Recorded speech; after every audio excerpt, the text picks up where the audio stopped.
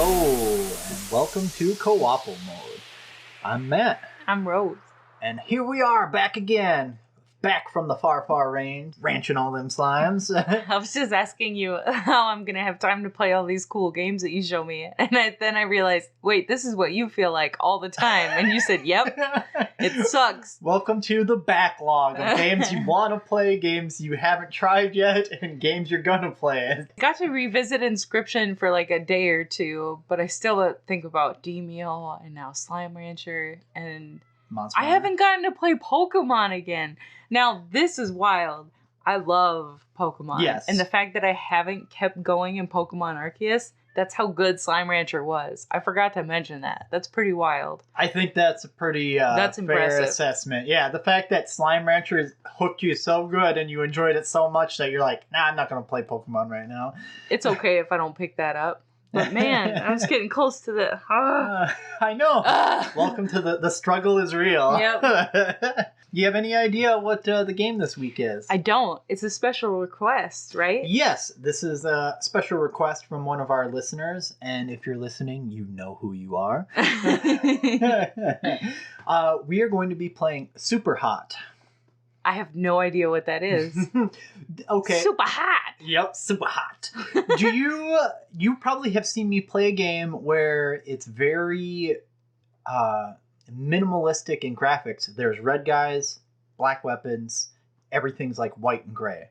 Does that bring any... Oh, man. I think I'm going into this totally blind. Oh, here we go. All right, well, basically Superhot is... The basis of the game is you jump into a character and time slows down when you're not moving.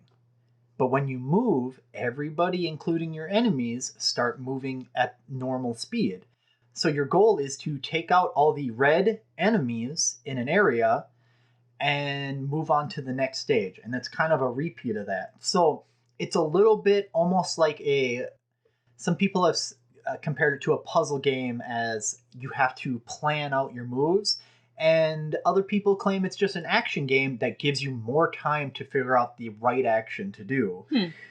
It is really fun. It's pretty easy to get into, and we are going to be focusing on the Superhot base game and the Superhot VR. There's a VR version that came out, and they are both really good. Both of them are essentially variations of the first original game. There is a third one out that's a sequel of sorts. And I think focusing on the first two is the right idea. Plus, it is one of the quintessential VR games to have, for sure. So, Superhot was developed and published by Superhot team. Makes sense. They made this game. I'll get more into that later. It'll probably make more sense. It was originally released in February of 2016 for PC and Mac. It is currently out for all major consoles. You can find it on Xbox, PlayStation, Switch. Anywhere you play games, you can find Superhot. The VR version actually came out December of 2016, so they had the VR version out like pretty darn quick. And I think part of that is they were able to reuse a lot of the assets from the first game, because you're in the same areas. Your movement in the area works out different. The Metacritic scores range from 82 to 84 based on the version, which is pretty darn consistent. Yeah. And it's mostly commented on for the short but sweet running time. It's not a super long game. If you really wanted to, you could probably finish this in a day. Okay. Maybe a couple days. We usually play in the evenings. But they really pack in a lot for what they have. It's an enjoyable short game. And sometimes, as a person, like we were just talking about at the beginning of this episode, where you never feel like you have enough time to play other things, having something you feel like you can actually beat in a decent amount of time feels good. It does. It's nice. I've learned to appreciate short games with really good content over like really long, big open world games that just give me a lot of hours, but not as much good stuff. The Superhot originated as an entry in the 2013 7-day first-person shooter challenge. So remember how Daniel Mullins' and Inscription's game started as like a game challenge? Oh, yeah. Yeah, yes. so that's essentially what this is. These It was guys, a shooter game challenge. Yeah, so it was okay. a first-person shooter game challenge. So they had 1 week to make this game. Oh, that's and nuts. so part of that is what inspired the minimalist design of this game. Yeah, The whole world is grayscale. It's all white and grays. Your enemies are always red, and any object you can interact with and pick up and use is black. It makes it easy to pick out what you need to do in a given moment, Mm-hmm. but they kept it going forward because it actually worked so well. Because they did so well on this challenge, they ended up putting the game out on a browser version. Basically, you know how Newgrounds used to have like Flash games? Yeah, so they had a browser. I mean, even Minecraft started out as a browser game, right? Yeah. So they put a little longer demo version of this game that they polished up out, and people loved it so much that they ended up starting a Kickstarter to make the full game. And how convenient is a Kickstarter when you can go, hey, this is what we're making. You link to the browser page where you can play a demo, and they got kickstarted day one. Like, they made that's amazing above what they needed to make right away. Wow.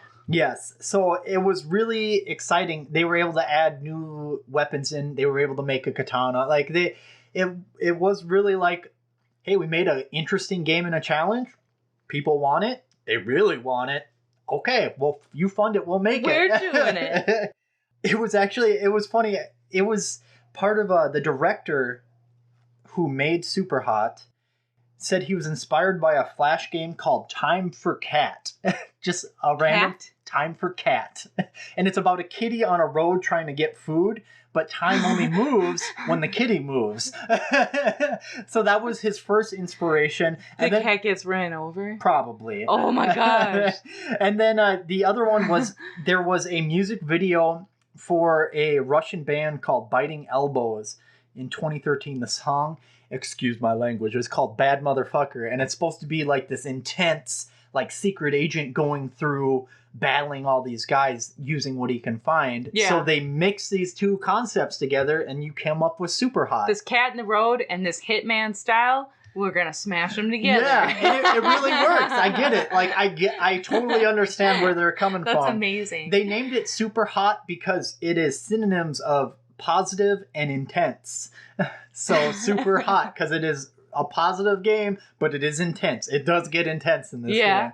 And I just like, sometimes just a simple explanation, I can derive a lot of enjoyment out of. Plus, a name like that, I mean, it piques your interest right away. It's catchy. It's memorable.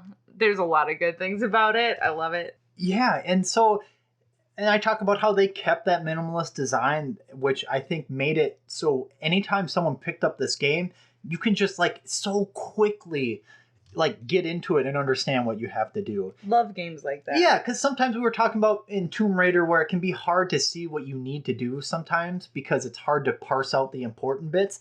This game, it's like bright colors, dark colors, important bits, you know. Like, everything else doesn't matter. These are what matters, and it really focuses on it. There's another thing I'd like to talk about, but I think I want to wait until the second half, actually. I want you to experience this game first. Yes. Okay. That brings me to just talking about how I feel. I love this game. And here's the wild thing is I can't even remember how I came across this game in the first place. But I remember, I don't know if I saw a trailer or something, or somebody told me it looked fun, and I was like, okay, I'll give it a try. And it just got me right away. Like I said, instantly readable. I knew what I needed to do, and it's fun to play around and see what you can, like, find. There's secrets in each level that you can find in the original. So I think the last time I played, I was working on getting to all these secret areas, which is hard when guys are chasing you down trying to kill you. Yeah. But it does make it more fun to try to figure out how to get there. And the VR version, that is a chef's kiss. They ported it over and it feels exactly how it should feel. Like, I've never been there and felt like I got cheated or something was unfair. I think the only qualm I ever have about the VR version of this game is when you're throwing items that you find. The throwing mechanic doesn't feel, like, intuitive. Like, sometimes your throws are just off. And in VR that happens It can be sometimes. tricky. So I think And I'd have to get some more practice again to try it, because I did kind of figure it out a little bit the last time I played, but I think they would need to add some sort of little bit of a aim assist, or like this is probably where you're throwing it, and give you a little bit of leeway. But that's like literally my only qualm about the game.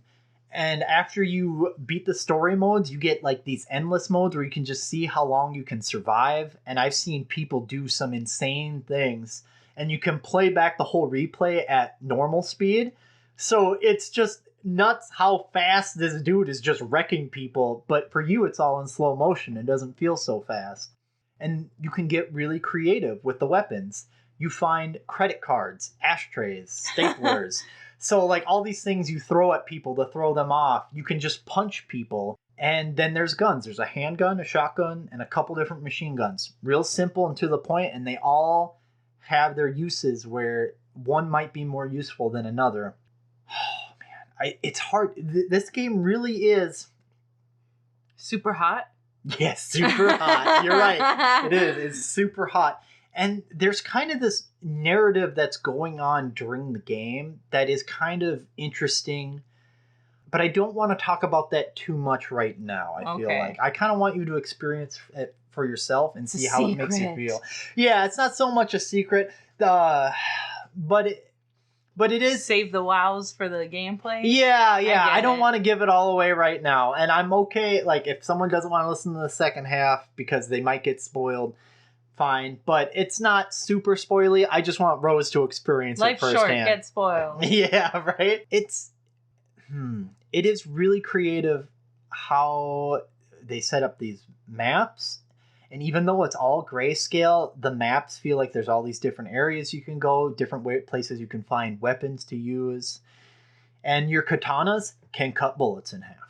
Yes. Oh. Yep. That was something they added in with their Kickstarter goals. That's pretty nuts. So, yeah, you get shot at a bullet, you see it coming in slow motion. Slice it. Shink.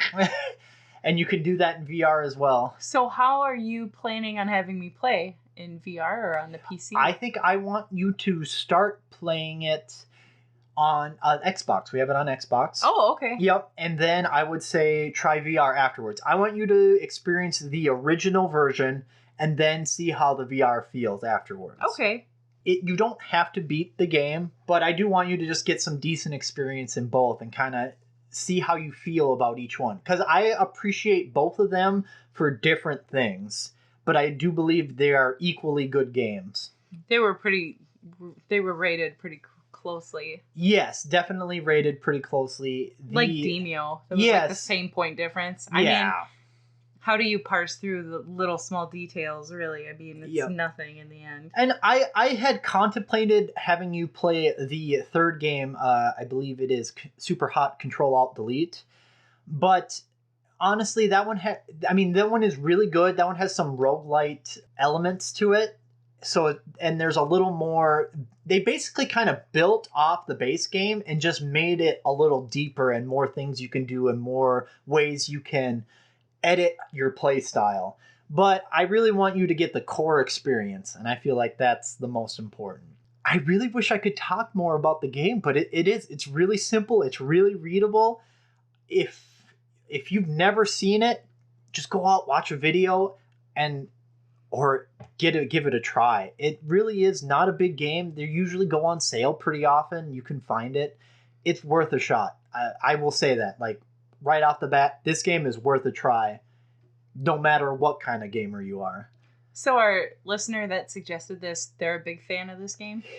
I showed him my list of games that I have planned eventually for you that I keep adding to. The Grandmaster Daddy list. the master list. And he saw that and he was like, oh, I'd really like to hear about how this one works out. He got excited about it. So I was like, you know what? I'll do that one next just for you. Yeah, I kind of feel bad because normally I have more to talk about, but it was really straightforward. Well, how you feeling? What kind of excitement rating are you getting? I'm like a 7 out of 10. Sounds interesting. That's pretty good. That's good enough for like she's ready to play it tonight. Yeah, that's a good rating for me. I'll try it. I always try them, but like this is a feeling where like, oh yeah, I would try that. I do think the like time stopping mechanic is just such a That fun sounds way to get it. interesting. Yes, it makes it really Makes enjoyable. it sound more strategic. Yes. I mean, let's be honest. I love shooting zombies in Call of Duty too, but like having a game where you have to plan things out, your moves a little bit, I always appreciate that. Yeah, You giving get time moods, to think. You get moods where you just want to slice through everything. You want to bulldoze, but honestly, you feel like you're using your brain more when you are having to think about your next move a little bit. So I like that. It sounds interesting. You get a little, the best of both worlds, it sounds like. Yes, definitely. You get to get a little bit of that like first-person shooter. Yes, you do feel like a badass. And you get to feel smart. Yep. You feel smart badass. You end up feeling super hot. Yeah. Okay, well, you know what? We'll end the first half here. We'll come back. Out. We'll kill a bunch of red guys. That's all you do. You kill a lot of polygonal red guys. We'll see you guys in a little bit. Bye.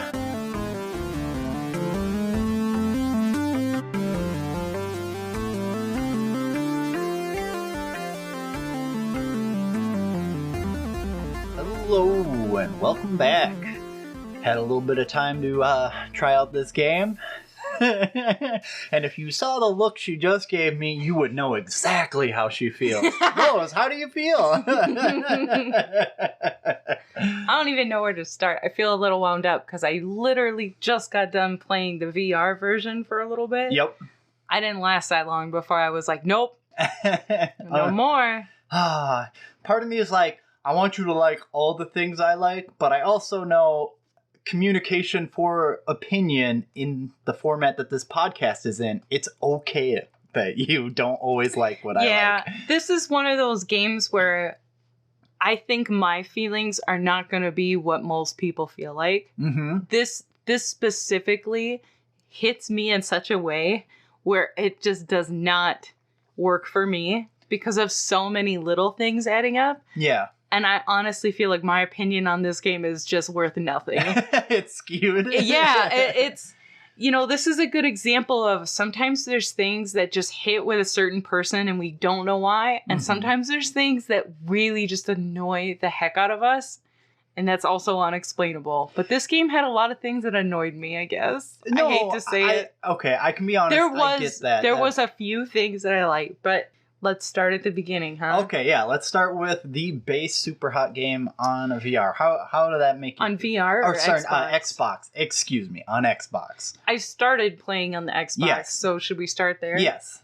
Because VR and Xbox are really different and feel really different. It's almost like a different game. Yeah. Well, I mean, it is kind of. You don't have the same levels or anything. Yeah, the essential story is pretty much the same, Sure. but it plays a completely very differently. Different. Yeah. So, loaded it up on the Xbox, and it gets you going right away, which I always like about a game. But it's basically a really minimal area. Everything's white. And there's red cubic shaped fellows coming after you. Some of them have guns or other weapons. You can grab anything that's black around, you can grab. So it makes it really easy to know like what you can and can't mess with. The controls are pretty simple and pretty intuitive again, which is nice. Didn't have any trouble with that. And it kind of gets you going in a slow way. Like here, you can punch a guy. Here's a gun. Try shooting it. Here, grab a shuriken. Throw it. Like here's a crowbar. Guess what you can do with that? Smash dudes' heads in. Some bottles, some cups you can throw at people. Even a stapler. Like the world is your oyster if they give it to you. If it's available. A lot of the time you get set up in a level and there's nothing around and you just got to fight for an item. It all depends on the area. Like sometimes you're in a bar or you're in a gas station or a parking lot or an alley. It all really depends on what the area you're in is, what's available. So on the Xbox version, I got far enough where, I mean, you can jump over like cars and things if you need to.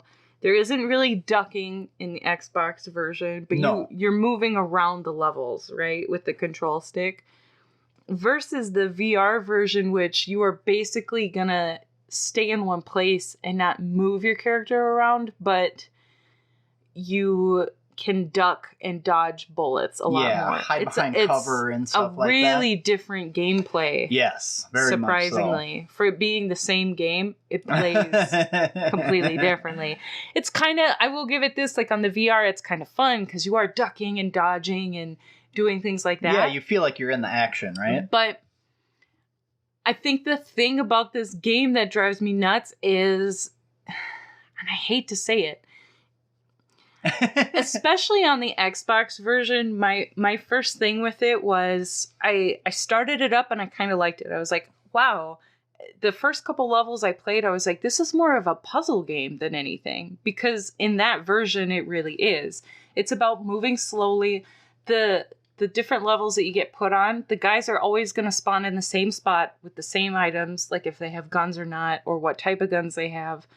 And it's about figuring which way to move and go so that you can get close enough to them or around them or get a good shot at them to wipe everybody out and move on to the next level. So really it's kind of a slower moving, neat puzzle to me. And I mentioned that when I was playing, I was like, this is more strategic than I thought it would be. Yes. So as you get further and there's more and more guys and it's like, I think with me, the initial instinctual reaction to have is, this is a shooter game. And I feel like I'm constantly fighting that all the time. I have watched this in action because, like I said earlier in the episode, the whole premise is time only moves when you move. So you have all this old first-person shooter thing where it's keep moving, dodge. You know, if you stand still, you're dead. In this game, it's more like only move when you absolutely have to,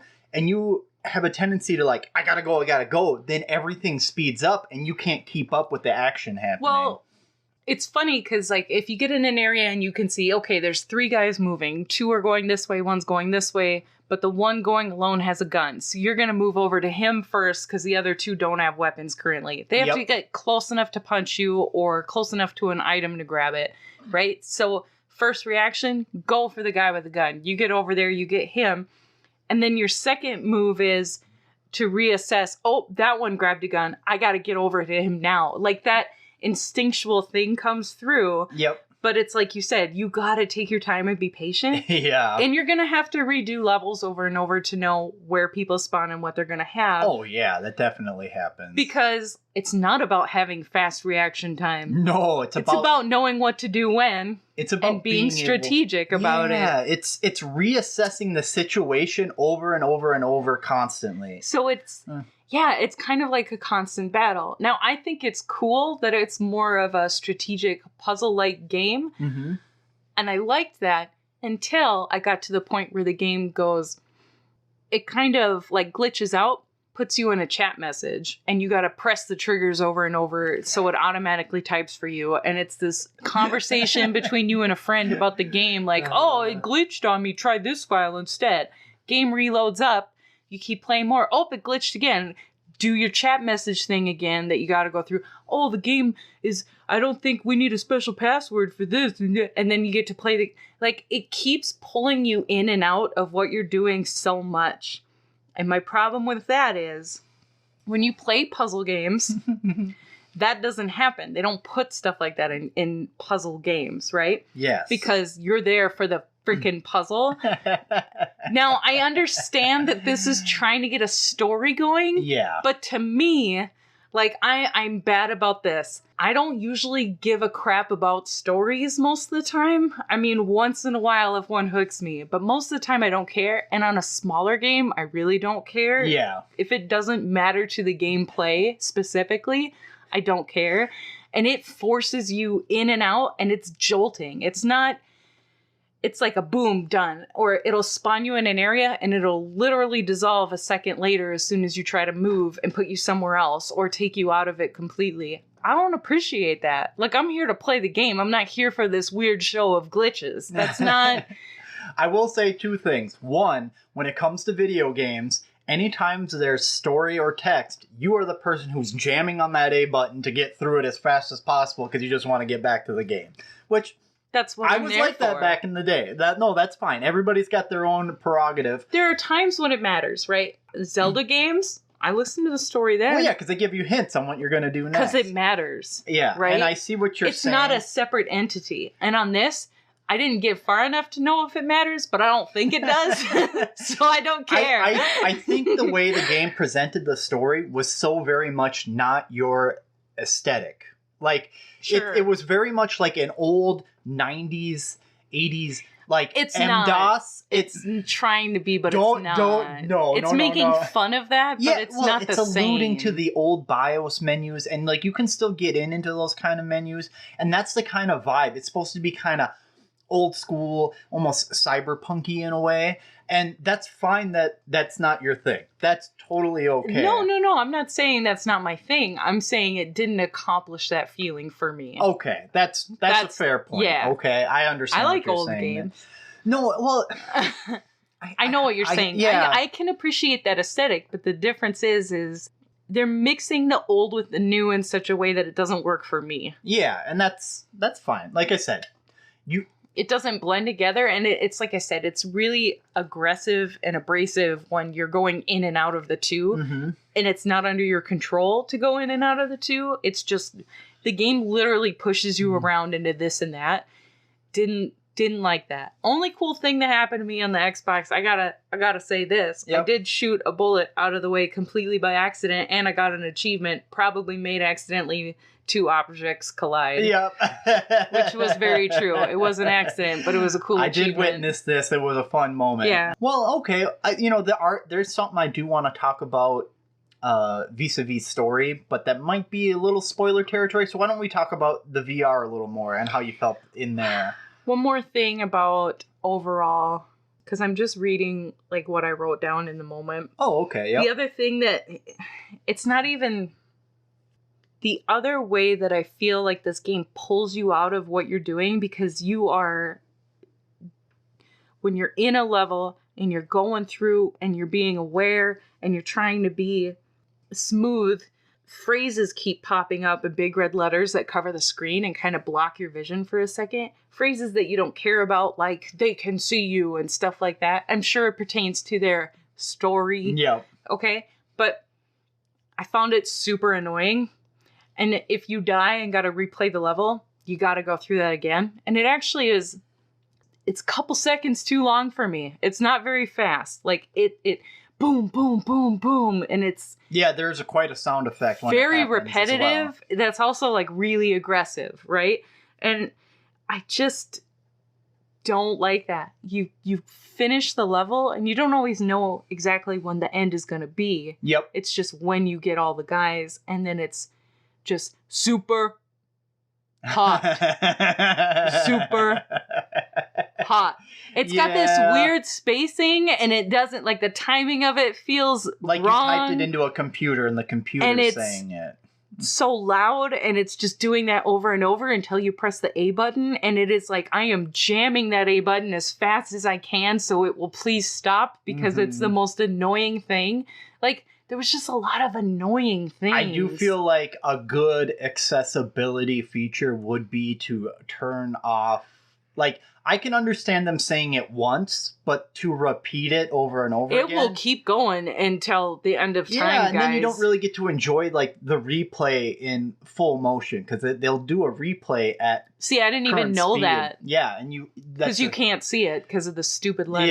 Yeah, that's kind of my one problem with the base game, is that is a little bit like, okay, I don't need this at the end of every level. That's a little too repetitive, but I do understand the reason why they did it. Because the levels overall are pretty short. Yeah. The so levels it's are just... It happens often, you know? It's constantly happening, and that gets old real fast. Yeah, but I do believe the reason they left it in like that is story related, and I understand kind of why they did it, but it doesn't make it less annoying for the player. So, I mean, for a new person playing it that doesn't have the overall story yet, it just comes across as very annoying. Yes.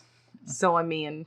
you got to think about the first time somebody's playing it, because everybody's going to have a first time. Yeah, and I will say this is something that indie developers can fall into when they're really trying to, especially they're trying to sell like a narrative behind the gameplay sometimes, or like, because they are trying, there's a narrative they're trying to get across. Right. And they really stick to their guns to the detriment of the gameplay itself sometimes. You made this point in the past that the best way to put lore and story into a game is to not overfill it with lore and story. Yeah, and I do agree with that. I like that, because I think that's probably very true. Then more you try to stick to it and shove it in there, it just comes across in a bad way. And there is a bunch of secrets that you can find, like hidden lore to try to... In this game, you can. Like, you could... If you avoid the enemies, there's secret areas in each level where there's like a disc you can find that will give you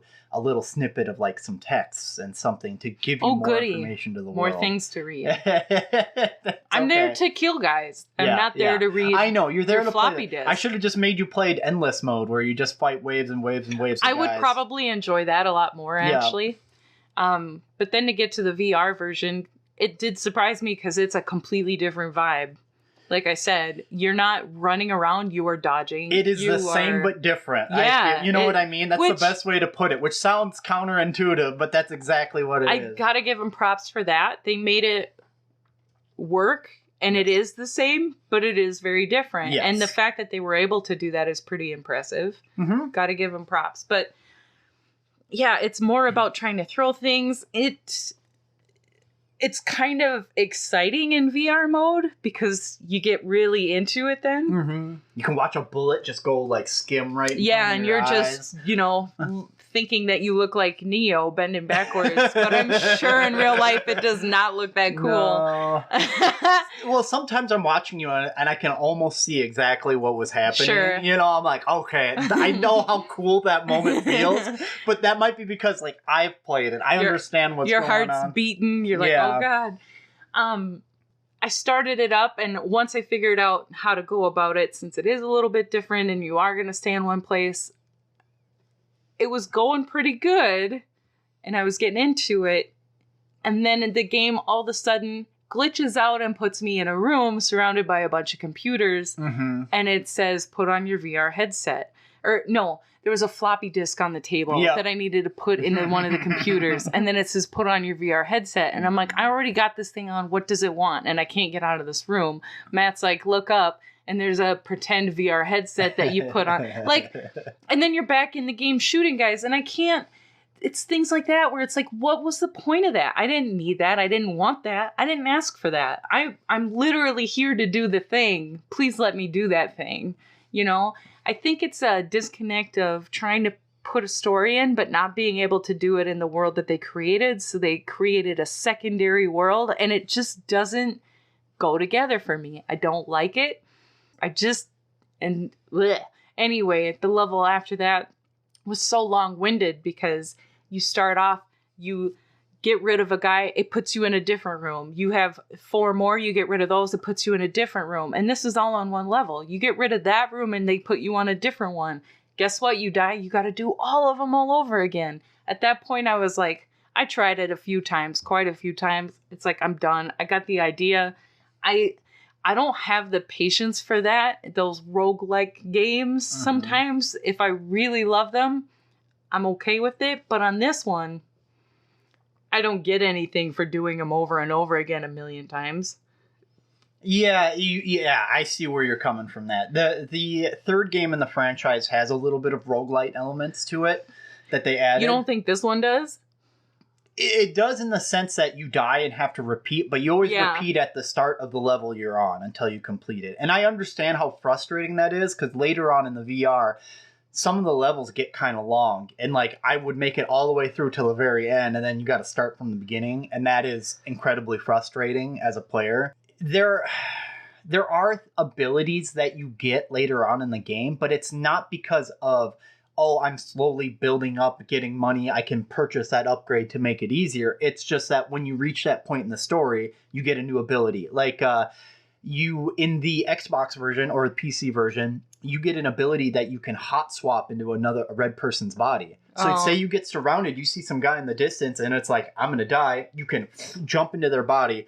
You lose the weapon in their hand, but you're in a better position to go around. So like another like strategic element in the VR, you get like an overload ability, and you like can, with your bare fist, you just like zap someone till their brain explodes. And it just head pops. That's wild. Yeah, and so there's interesting things that do happen as you get further, but roguelite is very much, you repeat the same whole thing from the beginning, but you slowly get better or get things that add to your abilities to go through from the beginning.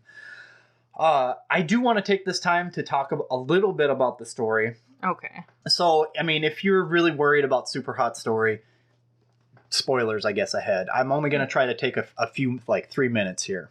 Basically, the story essentially is you keep playing this game. Your friend introduced you to this game, right? Yeah. And as you keep playing this game, you find that you're kind of losing control over yourself. Yeah, and they tell you, like, you're not in control. Yes. So, like, almost as you keep playing the game, it is berating you for playing it and, like, saying, you know, oh, you just want to play, you just want to have that pleasure. You're just giving yourself up to this. But as you're like typing your friend in some of those scenes, all of a sudden whatever you type changes. Yep. And like you see as your character slowly just loses control, this game or this thing is taking over and making you a part of them. The ending of the game, and this is where some controversy happened, originally would be you sneak up to your apartment where your character that you're essentially playing as is actually in real life, and you shoot yourself, like leave your body. You're free now, right? And the controversy was that was an act of self-harm, and they kind of took that out. Now you just knock yourself the hell out with a donkey punch to the back of the head, and that's how the VR did it. That's still self-harm. It is, but it's not like suicide, and a lot of people got after them for doing this. And it just was controversial because they took it out because they're like, okay, you know, we want this about you losing control to something, not so much about killing yourself. And some people got mad because they took that out because they thought that was an important part of the story, and I understand that. And some people got mad because they had it in the first place, and I also understand that, especially if you've ever dealt with someone who has had suicidal thoughts or has an attempt. Like, I can understand why that would bother you so much more. So I don't know what the right answer is. I think the statement that they're making is a little cliche and kind of hypocritical too, though. I mean, they're literally the developers of the game and making fun of how people lose control or get addicted to games. Yeah. Which is like, but you just made this thing that you want people to play. I don't really appreciate that. Well, it's not necessarily a direct allegory to like game addiction. It's more of like, oh, you're just letting yourself go with the flow. You're just being controlled by the outside world. There's a little bit more to it. I think it's a little grandiose compared to what the game actually does, but I do kind of understand what they're getting at. And you know what? That's the thing. That's artists in a general. Like, they want to get their word, they want to get their feeling out there. However they want to do it, that's fine. I enjoy the base game, and that's what I like about it. Story I can give or take.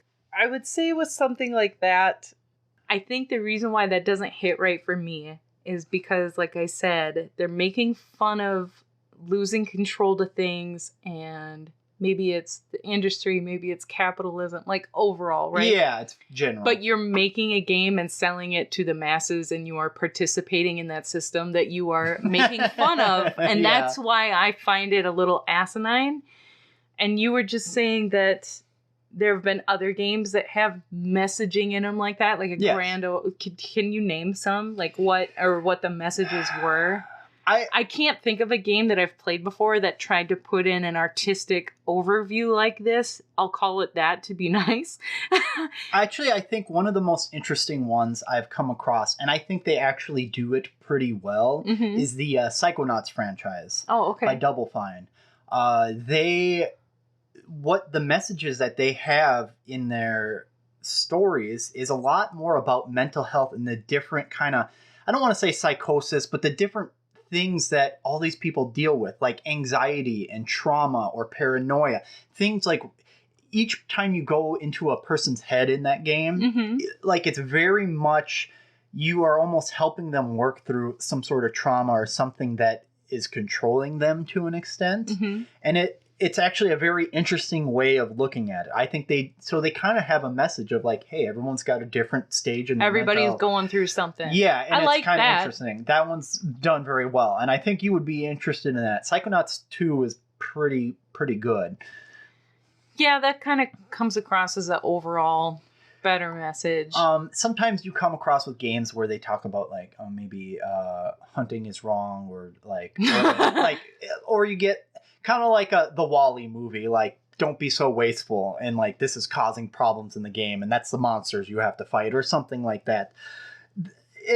Sometimes it can come across as really basic. Sometimes it can be so subtle you don't see it. It really depends on the game and the developers. And to an extent, I understand putting your message in a mainstream point like this, even though you're participating in a system you might not like. If you're shouting in your echo chambers, nobody else is going to hear it, right? You kind of have to put it out there so other people can hear it. I can't think of examples in video games, but I know examples in the music industry where they make their points against that in their art, but also do everything possible to not participate in the problem itself. Yeah. And I can think of people that do participate in the problem and then complain about it too. Yeah, right. And I think it comes back to the thing of like, practice what you preach, right? Yeah. The thought that they put in, I don't necessarily have a problem with in this game, but I guess it comes across with a bad taste in your mouth. It can. Yeah, a little I bit. see where that's coming from. And that's kind of the same thing as those musical artists that I can think of. Yeah. Like, you kind of have even if you enjoy what they make, it leaves a bad taste in your mouth at the end. It's a little bit bitter where you're like, but you're, I don't know. It's interesting, and I don't want to dog their artistic view too much, because I think everybody should, like you said, be able to get it out there. I personally don't love it, and I guess that's okay. Yeah, that's fine. You, like I said, the message in this game, I get what they're going for. I enjoy the game. I can see how it's a controversial kind of overview of it all. It's going to hit really different with different people. Yep, and I think sometimes you got to experience it for yourself, to see how you feel. Yeah, I guess you could watch a playthrough if it's not your type of game, if you really want to get as much of the full story. But I really believe in experiencing things firsthand as much as possible, and you got to make your own opinions on stuff, just like we have our own opinions about this game, right? Yeah. So I guess, is there any last things you want to talk about on the game, or should we start sliding into the end here, where what's your rating? How do you feel about the game? 3 out of 10. Ooh, for both of them? Yeah. Oh, okay. Yeah. See, I personally, I would give the base game a 7, and the VR 7.5 and an 8. If I was going to give my personal views, I feel like the VR does it a little bit better. Unfortunately, I felt like the more I played it, the more I disliked it. That's how it came across to me. But I appreciate that you keep trying it, and well, sometimes I know I get a hump and I gotta get audience, I am really bad at trying new games. It's always annoying to me trying to figure stuff out, and once I do, once I get over that hump, I usually can appreciate or enjoy it at least a little bit. But this one, the further and further I got into it, the more and more I disliked it. It's just not for me. Like I said in the beginning, though, I really don't think my opinion is how most people would feel. I think a lot of other people would like this game. I think there's just a mixture of a lot of little things that don't hit me right. Everybody's different. And like we've said before, it's kind of interesting to find out what hits with you and what doesn't. Yep. And still haven't figured out the reasons why. And that's fine. I have games that don't hit with me that are critically acclaimed and people love. They just don't hit with me. That's perfectly normal. Some people like horror movies, some people hate them. Some people like rom-coms, some people hate them. Like, I mean, it's the same thing with video games. Everybody got things that they gravitate to and like more, and some things that just don't hit for a myriad of reasons, right? I kind of avoided playing this and was like sneaking some Slime bit. Rancher in here and there. That's okay. Slime Rancher is good for the soul. It's like, this game sucks. I want to play a happy game. So I think you're probably not going to play this again. No, I have absolutely no desire to ever load this game up again. I guess I would suggest if you are interested in this game from what I've said, probably not what she said because she doesn't like it. Maybe what I said makes them want to play it. They're like, this lady's crazy. I'm going to do it. That sounds awesome. You know, a lot of times you'll find them, they'll go on sale and give it a try, you know, pick it up then. So Xbox. Yeah, Xbox, PlayStation, PC, the VR you can also get on the Oculus Quest or Meta Quest or whatever they're calling it. I'm going to always make that mistake. And I don't know if the third game, Control-Alt-Delete, is on PC only or not. I haven't looked that one up, but that's not what this episode was about, so I didn't have to.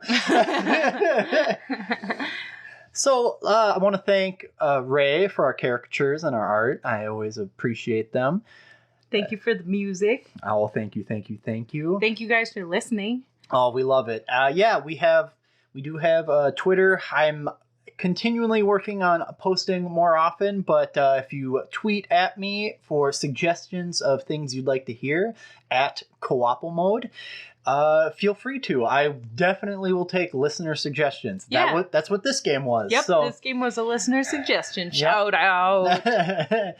And sorry, I didn't like your game. That's okay. I think you'll like it anyways. Yep. Well, I'm Matt. And I'm Rose. And this has been Co-ople Mode. I never get to play Superhot again. Keep gaming with your bestie. Ta-ta!